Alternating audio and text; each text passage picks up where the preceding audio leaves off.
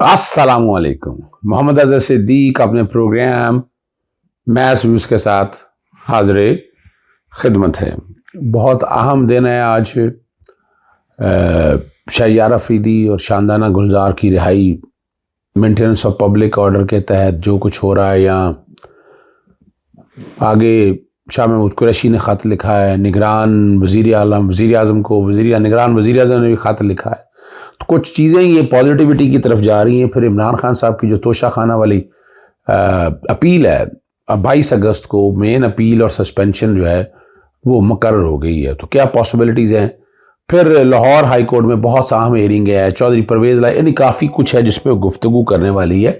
लेकिन कुछ चीज़ें ऐसी हैं जो आपके सामने रखना बड़ी ज़रूरी है। वो शहरयार अफरीदी और शानदाना गुलजार साहबा वाली है। अब ये बहुत अहम रिमार्क्स हैं कोर्ट के। फैसला कर ले कि मुल्क को आइन के तहत चलाना या किसी और तरह से चलाना है।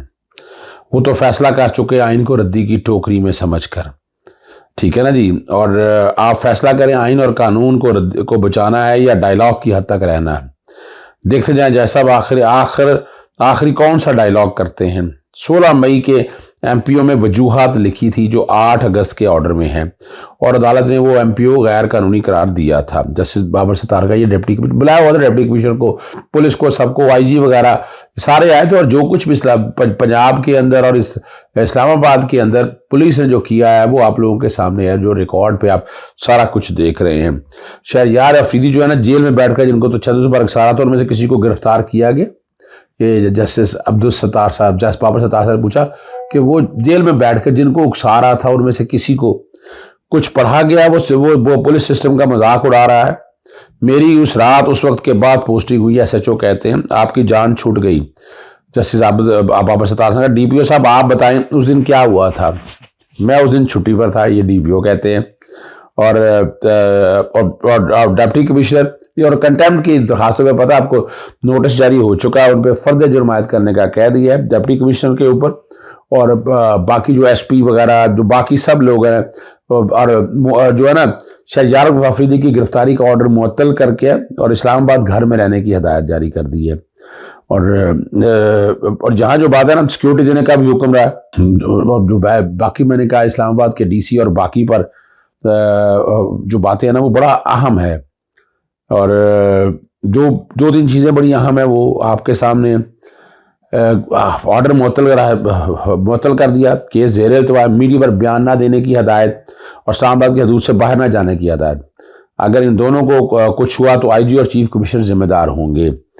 और एमपीओ जो ऑर्डर जारी करना है ये इख्तियार से तजावुज़ है, तौहीन अदालत, शोकाज नोटिस, इस्लामाबाद डीसी का जवाब, गैर तसलीब करार, और डीसी पर फर्द जुर्म, और डीसी इस्लामाबाद तौहीन अदालत की फर्द जुर्मायत की जाएगी। और इसी तरह जो है ना एसएसबी ऑपरेशन भी, इन सब के ऊपर भी। तो ये वो मामलात हैं। देखिए बड़ी ज़्यादती हो रही है, ह्यूमन राइट्स की वायलेशन किस तेज़ी से जारी है आप यहाँ से अंदाज़ा लगा सकते हैं। अगर ये ना रुका तो फिर कैसे रुकेंगे सारे मामलात को। आपको बड़ा शिद्दत से सोचना है कि इन सारे मामलात का हल हम कैसे निकालें, हम इन चीज़ों को बेहतरी की तरफ कैसे लेके जाएं। यानी इस तरह बुनियादी हकूक़ की खिलाफ वर्जियाँ जारी हैं, जिसको दिल चाहा उठा कर ले गए। अब इतने वाक़े हो चुके हैं इस दौर के अंदर, जितनी गुंडागर्दी बदमाशी जो हुई है, भाई जिसने जो जुर्म किया उसको उसकी सज़ा दे देना। यानी इस तरह तो मुल्क नहीं चला करते, इस तरह तो मुल्क में हालात बेहतर नहीं हो सकते जिस तरह से ये सारे मामला लेकर गए हैं। अगली जो बात है वो है तोशा खाना के केस की 22 समात को हेयरिंग। बाकी मैं बाद में गुफ्तगू या इसको बाद में गुफ्तगू करता हूँ। मैं आपके सामने मैं दूसरा मामला रख दूँ। और जो इस्लामाबाद लाहौर हाईकोर्ट का एक सिंगल बेंच 3 एमपीओ में भी पेश की इजाज़त लेनी है। यानी जो कुछ जुल्म हो रहा है ना, अदालत ने उन हालात और वाक़यात के मुताबिक दी हैं, लेकिन वो सिंगल जज का जो फैसला है वो मुअत्तल कर दिया है। 57 पीटीआई कारकुन की रहाई वो रुक गई है। और बग़ैर इजाज़त मर्ज़ी से जिसको मर्ज़ी नज़रबंद करना है वो इख्तियार उसके पास आ गया। जस्टिस जवाद हसन और जस्टिस मिर्ज़ा वकास रऊफ़ पर मुश्तमिल डिवीज़न बेंच ने यह फ़ैसला मुअत्तल किया। 2 हफ्तों के लिए जवाब तलब कर लिया। बगैर वजह बताया नज़रबंदी आइन और कानूनी इख्तियार देता है जिसे ख़त्म या मुअत्तल नहीं किया जा सकता। ये प्रिंसिपल हैं थोड़े से सारे जिस पर गुफ्तगू होनी है। 3 एमपीओ नज़रबंदी इक़दाम मशरूत करने का सिंगल बेंच में मुअत्तल कर दिया उन्होंने जी। और यहाँ जो आपके सामने चौधरी परवेज़ लाई की नज़रबंदी ख़त्म होने क्या वो आ जाके बता दिया जो उनकी नज़रबंदी ख़त्म हो गई है यानी तो पकड़ के जेल में रखा और समाअत जो है ना वो मुलतवी कर दिया 18 अगस्त तक। जस्टिस इजराइल कमरान शेख ने कैसरा इलाही जो है उनकी उनकी जो है मिसेस की तरफ से ये दरख्वास्त जो है वो दायर की है। एडिशनल चीफ सेक्रेटरी होम ने परवेज़ लाई का मामला मजीद कार्रवाई के लिए सूबाई काबीना को भिजवा रखा है। और यहाँ जो आप समझ सकते हैं इसी तरह अगला जो मामला FIA सेंट्रल कोर्ट ने जो कहा था स्पेशल जज दरख्वास्त पर समाअत हुक्म मुअत्तल फैसला 18 अगस्त तक तोसी कर दी है। तमाम दरख्वास्तों को यकजा करने की बात की गई है। 50,000 रुपये जुर्माना हुआ था। और अब जो आगे आपके सामने रखना है वो सुप्रीम कोर्ट में आपको पता है इमरान खान साहब का एक केस था दोबारा गिनती का। ये बड़ा अहम मामला था। ये मामला अब तक आज तक पेंडिंग रहा, दोबारा गैर मौसर हो गई है और कौमी असम्बली ने मुद्दत पूरी करके तहलील हो चुकी है। नए इंतखाबात का इंतजार। यहाँ बड़े सवाल उठे हैं जहाँ जो दोबारा जो है ना जहाँ पर इस पर फिर वो अगर अदालत इजाज़त दे तो चेयरमैन PTI से नहीं हदायत ले लूँ जिसने कहा कौमी असम्बली तहलील हो चुकी है। और यहाँ ये भी बताया यहाँ इलेक्शन के हवाले से भी बात उठी है आज सुप्रीम कोर्ट के सामने। और इसी तरह साबका वज़ीर आला पंजाब की जो सुप्रीम कोर्ट के अंदर वो जो उनकी ज़मानत वाला मामला है वो लाहौर हाई कोर्ट 31 अगस्त को चौधरी परवेज़ दरख्वास्त पर फैसला करने का हुक्म दे दिया। हाई कोर्ट 31 अगस्त का फैसला नहीं करती तो गिरफ्तारी का बुरी हुक्म मुअत्तल तस्वर होगा। ध्यान से उसने फैसला करना है तो हर हालत में परवेज़ लाई की ज़मानत मुस्तरद की थी। जस्टिस एजाज़ सरबराही में 3 रुकनी बेंच की और अदालत को मुतमिल करें कि अपील कैसे काबिल समाअत है, अदालत आइन के खिलाफ कैसे जा सकती है। दरख्वास्तदार ने कोई गैर कानूनी डिमांड नहीं की। जैसे जमाल अदालत को समझ नहीं लग रहा कि आप क्या हासिल करना चाहते हैं। जैसे जमाल दुरुस्त केस में सज़ा दे हमें कोई हर्ज नहीं है। क्या सिर्फ सूमोटो इख्तियारात आपके पास हैं और अदालत के पास नहीं है। अब 2 बातें यहाँ मैं सामने रखनी है। एक तो आपको पता है शाह महमूद कुरैशी ने ख़त लिख दिया है निगरान वज़ीर आज़म का अनवारुल्लाह काकड़ ने लिखा है। उन्होंने लिखा है कि कोर कमेटी पर के कहने पर या एमा पर यह ख़त लिखा गया।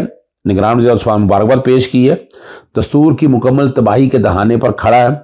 साबका हुकूमत ने रियासती इदारों को आइन के मुताबिक चलाने की बजाय अपनी जगह बनाए खुद को एहतसाब से बचाने के लिए एक के बाद दूसरा हरबा इस्तेमाल किया। हुक्मरान गिरोह के इस तर्ज अमल ने रियासत की बुनियादों को बेनपनाह नुकसान पहुँचाया।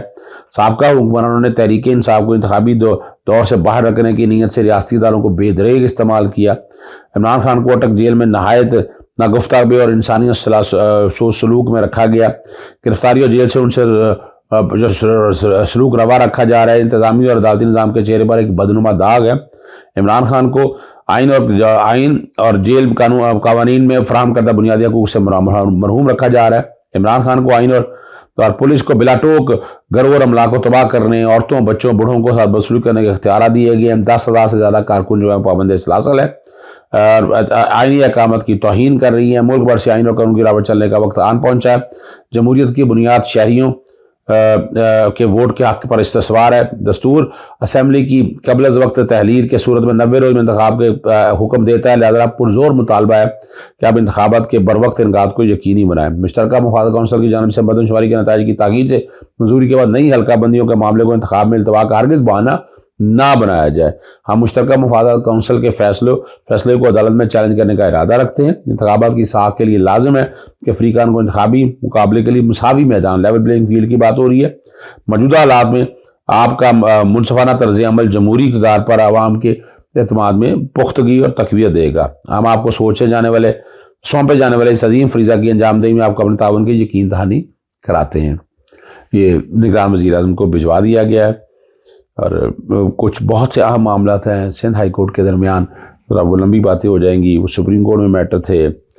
थाना कल्चर के हवाले से बहुत यानी जो कुछ हुआ वो आपको पता है। वो CVO के किनारे डॉक्टर सारा की नशिस्त की बरामदगी का मामला है। ज़मानत मंजूर कर ली है मुलजिम शान सलीम की और ट्रायल को 2 माह का फैसला करने के, लेकिन उसमें बहुत सवाल उठा दिए हैं कि किस तरह आप तफ्तीश कर रहे हैं, किस तरह पुलिस का किरदार है।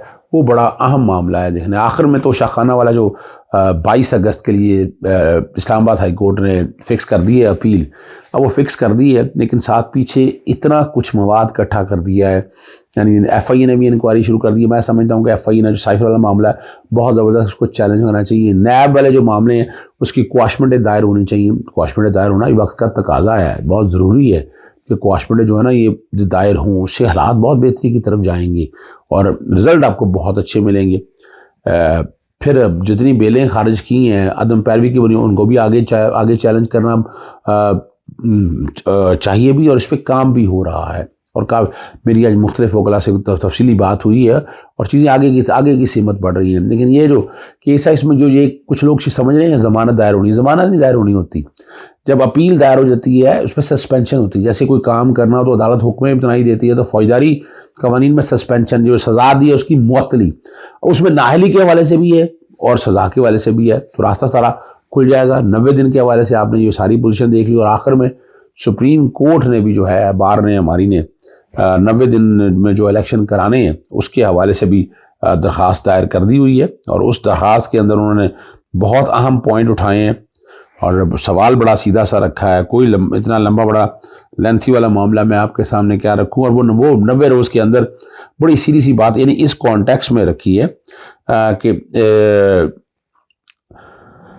निगरान वज़ीर आला की मुश्तरका मुफादत काउंसिल में शिरकत गैर कानूनी है। चूँकि निगरान है वो हुक्म दे के 90 इलेक्शन 90 रोज़ के अंदर अंदर हो। ये 90 रोज़ के अंदर अंदर मैं आज भी 60 रोज़ों के मामले पे होता हूँ कि निकामी असम्बली की तहलील से एक हफ़्ता कबल मुश्तरका मुफादत काउंसिल का इजलास बुलाकर नई मर्दमशुमारी के इजरा की मंजूरी लेने का ये जो मामला है ये आप समझ सकते हैं कि इसका मकसद टोटल सिर्फ एक ही है कि इलेक्शन को डिले कैसे करना है। इजाज़त चाहता हूँ। अस्सलाम वालेकुम, अल्लाह हाफ़िज़। पाकिस्तान जिंदाबाद।